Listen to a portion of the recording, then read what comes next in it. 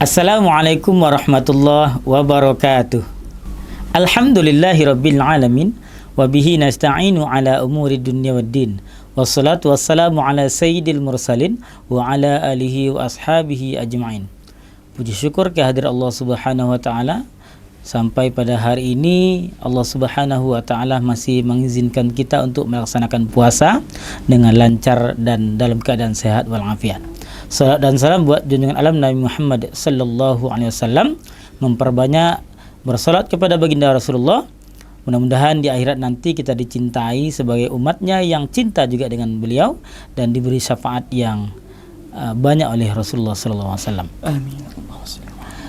Hadirin sahabat Fort Raihan yang dirahmati oleh Allah Subhanahu wa taala. Pada pertemuan yang kali ini kita berbicara tentang sesuatu yang viral di akhir-akhir ini, di mana banyak manusia atau sahabat-sahabat Fort Raihan yang viral di media sosial, baik dengan karyanya ataupun dengan challenge atau hal-hal yang berbeda daripada umumnya, kemudian ditayangkan di media sosial, kemudian viral. Untuk lebih jelasnya dan bagaimana hukumnya dalam Islam, kita akan tanyakan langsung dengan pemateri kita yang luar biasa, Ustadz Fahrizal. Assalamualaikum Ustadz. Waalaikumsalam warahmatullahi wabarakatuh. Sehat Ustadz ya? Alhamdulillah sehat. Pak Hardi gimana? Alhamdulillah sehat Ustadz. Ini terkait dengan tema kita pada hari ini Ustadz. Challenge viral. Di media sosial banyak karya-karya sahabat Fort Raihan atau orang di luar sana yang ingin ketenarannya eksistensi atau dilihat oleh orang banyak. Kemudian sebagai follower juga melihat dan meniru Ustaz. Dalam hukum Islam, konsep dakwah yang seperti ini atau perbuatan yang seperti apa nih Ustaz? Oke.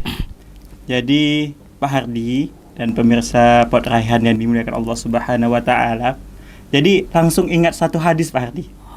Hadis ini diriwayatkan oleh sahabat Nabi yang paling banyak meriwayatkan hadis, ada 5.000 hadis lebih. Jadi nama sahabatnya itu adalah Abu Hurairah. Kata Abu Hurairah radhiyallahu anhu ini, berkata Nabi Muhammad sallallahu alaihi wasallam, "Man da'a ila huda."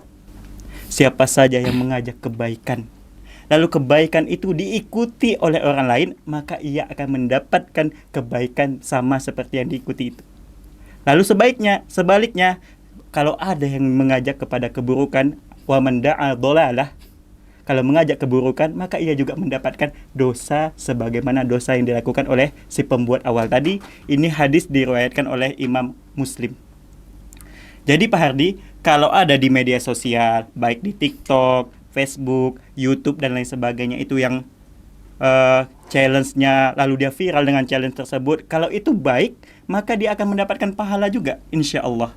Kalau dia itu buruk, maka juga akan mendatangkan keburukan juga Pak Hardi. Contoh, misal ada salah satu ustadz kita di BC ini, kan banyak nih ahli-ahli tilawah. Ada kita contohnya siapa? Ada Ustadz Hamid, ada Ustadz Rahmat Hidayat. Kan bagus-bagus tuh ngajinya Pak Hardi. Nah, kalau mereka itu membuat suatu konten ngaji mereka di dalam media sosial, TikTok lah misalnya Pak Hardi, lalu diikuti sama orang lain, misalnya anak BC dan contoh mungkin penontonnya ada Pak Yayat, mungkin nonton Pak Hardi, dan nonton Pak Yayat mengikutin, maka insya Allah Pak Yayat mendapatkan pahala sebagaimana pahala yang dibacakan oleh Pak Hamid Pak Hardi. Begitu pula ada nanti misalnya di luar sana yang membuat challenge, dia challenge-nya ada challenge yang tidak bermanfaat. Contoh ada YouTuber di Indonesia juga salah satunya, dia itu datang ke pantai Pak Hardi, membuat challenge tubuh dia itu dikasih dengan Pepsodent, dengan pasta gigi, lalu dia datang ke pantai, kena terik matahari, rusak kulitnya. Allah nggak suka dengan orang yang merusak tubuhnya, sehingga kalau ada yang mengikuti hal tersebut, insya Allah akan mendatangkan dosa juga untuk pembuat dan yang mengikutinya Pak Hardi. Begitu. Jadi kata huda di hadis itu, kata para ulama, mau kebaikannya itu kecil, kebaikannya itu besar, sama Pak Hardi. Jadi nggak pilih-pilih kebaikannya, semuanya pakai isim nakirah huda, nggak ada alnya kan. Jadi semua kebaikan bisa masuk, dolalahnya juga di isim nakirah. Jadi semua kejahatan sama aja. Jadi mau kecil mau besar sama-sama bisa mendatangkan kebaikan ataupun keburukannya Pak Hardi. Ya. Oke, baik. Saya teringat perkataan ulama yang atau kata-kata bijak dalam bahasa Arab yang mengatakan khairu ashabi may yadulluka alal khair. Oh, iya. Sahabat yang baik itu adalah sahabat yang menunjuki kepada kebenaran atau kebaikan. Ini Ustaz, kadang-kadang membuat video viral ini tidak ada maksud biar orang meniru atau segala macam Ustaz. Hanya sebagai hiburan Ustaz. Tapi ternyata tanpa dia sadari orang mengikuti, followersnya mengikuti. Contoh nih Ustaz, terjun dari tempat ketinggian walaupun di bawahnya air laut misalnya. Dia ingin dia membuat challenge dirinya bahwa berani dari terjun dari tempat ketinggian itu. Dan itu menurut dia biasa saja, terjun dari tempat ketinggian di air laut dan di bawahnya nggak ada apa-apa. Menurut dia biasa saja. Tapi bagi followers yang fanatik yang melihat apa yang dia lakukan kemudian diikuti Ustaz. Bagaimana sebenarnya Ustaz? Ini menurut dia biasa saja, tapi ada orang ikuti dan ada terjadi sesuatu nih. Apakah berimbas ke dia juga atau gimana nih Ustaz?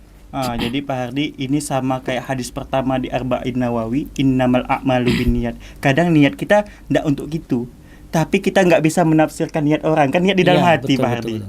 Jadi misal ada contohnya yang Pak Hardi bilang, dia loncat dari ketinggian ke bawah, bagi dia udah aman di situ, tapi yang bagi mengikuti kan belum tentu. Iya. Contoh juga Pak Hardi, ada nih viral nih baru-baru ini Pak Hardi, viral di media sosial. Pak Hardi bisa cek Facebook, TikTok, YouTube yang masalah orang naik haji jalan kaki Pak Hardi. Nah kan niat dia mau ibadah, di hatinya mungkin mau ibadah, tapi kadang banyak yang ngikutin jalan kaki. Tapi kalau kita lihat naik haji itu kan syaratnya apa Pak Hardi? Naik haji bagi yang mampu. Jadi kalau naik haji bagi yang mampu ini Pak Hardi, kalau jalan kaki mungkin dari secara fisik dia mampu, tapi kan kita nggak tahu nanti masalah-masalah keluarganya, apakah dia sudah selesaikan itu. Kalau dia naik haji jalan kaki, terus apakah sudah siapkan paspornya, visanya Pak Hardi. Betul. Padahal kalau dia pergi itu pergi ke naik haji itu, yang pergi berdua ini misalnya salah satunya sudah sampai di Thailand, ini saya ikutin Pak Hardi, dia punya paspor dan visa, tapi rupanya di belakang ini penduduk Indonesia pada mengikuti tapi nggak punya paspor dan visa. Kan nggak bisa memahami niat hati orang lain kan.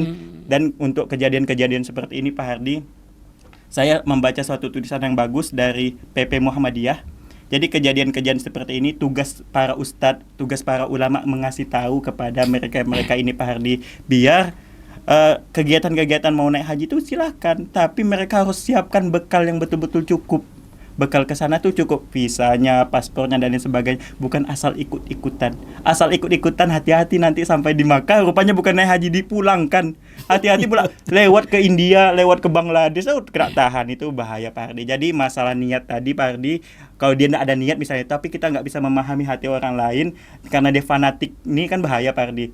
Karena dia suka aja, bisa jadi diikuti langsung tanpa memikirkan efek dan akibatnya Pak Hardi. Seperti itu.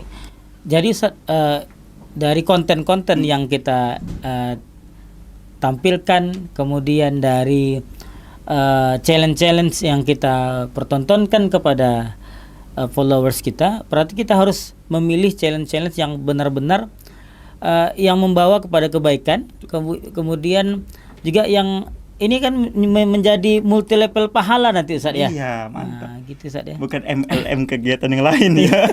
Ada jaringan pahala juga nih Ustaz ya. Berarti ketika kita mengajak kepada kebaikan, nanti akan ada kebaikan-kebaikan yang turun-menurun gitu. Begitu juga ada kejahatan-kejahatan, ketika kita pertontonkan kejahatan itu kemudian ada yang meniru, maka kita yang membuat di awal itu juga dapat dosa Ustaz ya. Iya. Luar biasa ternyata Ustaz ya. Jadi bagi si pembuat konten Ustaz,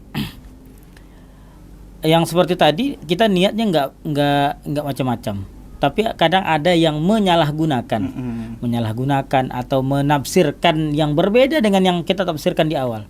Bagaimana kita nih Ustaz sebagai pembuat konten ini Ustaz? Jadi sebagai pembuat konten itu otomatis itu diri kita pribadi kan Pak Hardi. Jadi untuk diri pribadi ini jadikanlah konten-konten kita itu konten yang bermanfaat. Nah, contohnya tadi, kalau dia hebat di bidang dakwah, silahkan dakwah lewat TikTok, lewat YouTube, dan lain sebagainya. Kenapa? Para generasi Z ini, generasi ke bawah itu, mainnya HP, Pak Hardi. Nggak level mereka datang ke masjid, nggak mau mereka datang ke masjid. Mereka lebih asik dengan HP-nya. Nanti lewatlah short video kita tentang adab makan dan minum. Nengok di situ, maka dia mendapatkan kebaikan. Maka itu dakwah itu jangan terbelakang lah Pak Hardi bahasanya untuk para ustadz ini. Jadi jadikan media sosial itu untuk media dakwah kita juga, karena beda generasi beda cara dakwahnya. Jadi untuk diri kita membuat konten itu memang konten yang baik-baik, isinya sesuaikan dengan kemampuan kita. Jangan lebih dari kemampuan kita, ataupun kita nggak mampu. Kita mampu ngaji, kita buat konten ngaji. Kita mampu masak-masak, buat masak-masak yang memang dengan masakan yang mengenalkan agama-agama Islam. Contoh kayak makanan kesukaan Nabi. Kan ada tuh, saya nonton di konten-konten Facebook tuh, inilah makanan kesukaan Nabi. Contoh juga nanti buat konten masalah pakaian nih Pak Hardi. Kan misal perempuan ini tunjukkan baju-baju yang mau dia jualan, misal Pak Hardi, tunjukkan baju-baju yang jualan itu yang sesuai dengan syariat, tidak transparan, tidak ini dan lain sebagainya. Itu insya Allah akan mendatangkan kebaikan. Tapi kalau kita buat konten sesuatu yang tidak bermanfaat, contohnya ini sampai dia bisa juga menghina Islam nih Pak Hardi. Misal buat konten masak babi dicampur kurma, akan bahaya itu. Babi kita tahu dalam agama Islam itu kan haram kan Pak Hardi, dan kurma itu identik dengan agama Islam kan, identik ya, bukan berarti itu punya Islam aja, boleh agama lain makan tapi identik. Ketika itu digabungkan kan bahaya nanti, itu akan menghasilkan multi tafsir kan, ini bisa jadi penghinaan kepada agama Islam dan lain sebagainya. Jangan buat konten-konten yang tidak bermanfaat dan mendekatkan kepada keburukan, sehingga kita mendapatkan bagian dari dosa-dosa itu Pak Hardi ya. Bagi kita yang awam nih Ustaz, bagi kita yang awam yang tiap hari melihat konten-konten, bagaimana cara kita menanggapi atau bagaimana kita memfilter agar apa yang kita tonton itu benar-benar bisa mensugesti kita kepada kebaikan, bukannya mensugesti kita kepada hal-hal yang buruk Ustaz. Bagaimana ini Ustaz? Jadi Pak Hardi, kalau di HP itu kan ada algoritmanya ya. Iya. Kadang kita itu mau HP Ustadz pun Pak Hardi, kalau dia tak sengaja itu terlewat itu, nanti bisa timbul terus gambar-gambar yang tidak diinginkan gitu kan. Bagaimana cara filternya itu? Tentu ke diri kita Pak Hardi, kuatkan nilai-nilai agama Islam. Kalau nilai agama Islam ini sebagai filter, dia nengok sesuatu yang nggak baik langsung dipindahkan Pak Hardi. Nengok gambar wanita yang tak berhijab, astagfirullah, tapi jangan ditengok terus, itu bahaya, dosa nanti itu Pak Hardi. Nengok satu konten-konten itu ada filternya. Filternya apa? Agama. Dalami agama, dalami fikih-fikih Islam, dalami akidah, insya Allah kita bisa memfilter konten-konten yang ada di berseliweran di media sosial kita itu Pak Hardi. Berarti media sosial ini bisa juga jadi ladang dakwah kita, seperti ada ayat mengatakan kuntum khairu ummatin ta'muru nabil ma'ruf wa tanhauna 'anil munkar. Betul. Jadi media sosial ini bisa kita jadikan ladang ibadah dan bisa juga menjadi ladang dosa nih Ustaz ya. Betul. Luar biasa sekali. Sebaik-baik kita itu memang menjadi orang yang menyampaikan dakwah. Bukan begitu Ustaz ya.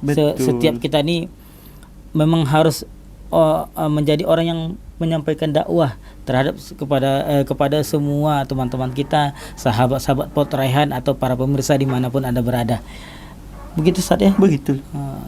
Mungkin kesimpulan dari sebuah challenge viral ini Ustaz, agar kita bisa memaknai bahwa setiap challenge yang kita tonton tidak harus kita ikuti semua challenge. Bagaimana Ustaz ini? Jadi untuk penutup dan kesimpulannya Pak Hardi, jadi mau konten challenge dan yang akan viral nantinya itu, jadi kita itu memang secara diri pribadi kuatkan dulu agama Islam kita ini, sehingga kita bisa memfilter satu. Yang kedua, kita itu jadikanlah dakwah itu tidak mesti ustadz Pak Hardi.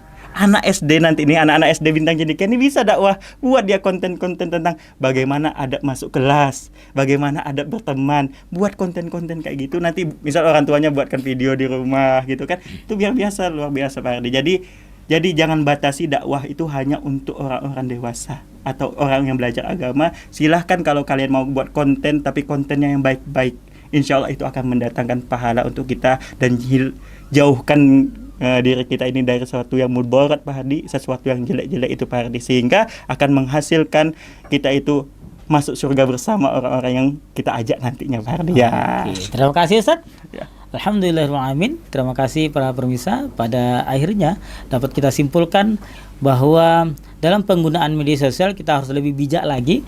Kemudian kita jadikan media sosial ini sebagai ladang dakwah kita untuk mengajak saudara-saudara kita ke arah yang lebih baik. Mudah-mudahan di akhirat nanti kita berkumpul dengan orang-orang yang kita ajak dan juga orang-orang yang mengajak kita di surga Allah Subhanahu wa taala. Amin ya rabbal alamin. Para pemirsa Pot Raihan yang dirahmati oleh Allah Subhanahu wa taala, terakhir kami ucapkan selamat berbuka puasa. Para pemirsa dan sahabat Pot Raihan dimanapun Anda berada, terima kasih banyak sudah menonton tayangan ini. Mudah-mudahan tayangan ini memberikan faedah yang luar biasa untuk kita dan sahabat-sahabat kita.